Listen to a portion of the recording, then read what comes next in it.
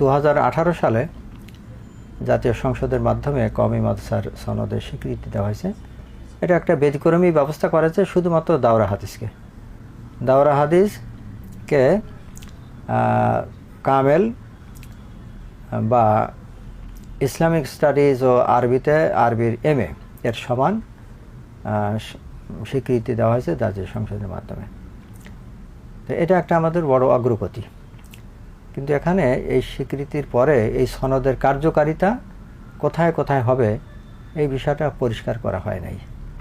এটা পরিষ্কার করার দরকার ছিল। আসলে কোন কোন ক্ষেত্রে এই সনদ গ্রহণযোগ্য হবে এইটা পরিষ্কার করা হয় নাই। তা আমার মনে এই ব্যাপারে কিছু আলাপ আলোচনা করার প্রয়োজন ছিল।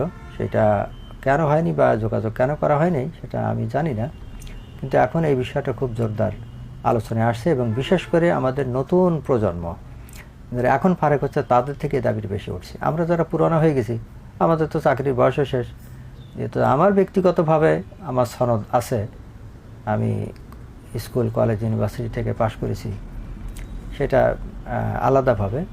কিন্তু কওমি মাদ্রাসার যে সনদ, এই সনদের স্বীকৃতি এখন যারা বের হচ্ছে তাদের স্বীকৃতি নেহায় প্রয়োজন। তো এই সনদের স্বীকৃতির প্রয়োজন। সরকার তো স্বীকৃতি দিয়েছে, এখন বলছে কর্মক্ষেত্রটা, অর্থাৎ এই সনদটা কোন কোন কাজে লাগবে।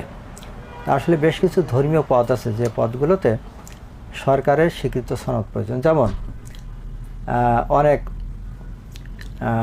মসজিদ আছে যেগুলো সরকারি নিয়মে চলে, ওই মসজিদে ইমাম হওয়ার জন্য কামেল পাস হওয়া দরকার শর্ত। এখানে যদি দাওরা হাদিসের এই সনদ স্বীকৃত হয় তাহলে তারা ওইখানে ইমামতি করতে পারবেন।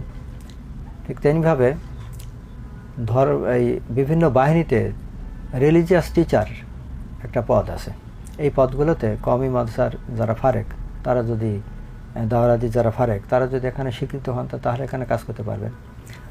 তারপরে নিকাহ রেজিস্ট্রার অর্থাৎ কাজী যাদেরকে বলা হয়, এক্ষেত্রে যদি নাকি কওমি মাদ্রাসা যারা ফারেক তারা যদি স্বীকৃত হয় তাহলে এটাও তাদের জন্য কর্মক্ষেত্র বাড়বে। তেমনিভাবে প্রাইমারি স্কুলে কোনো ধর্মীয় শিক্ষকের পদ নাই।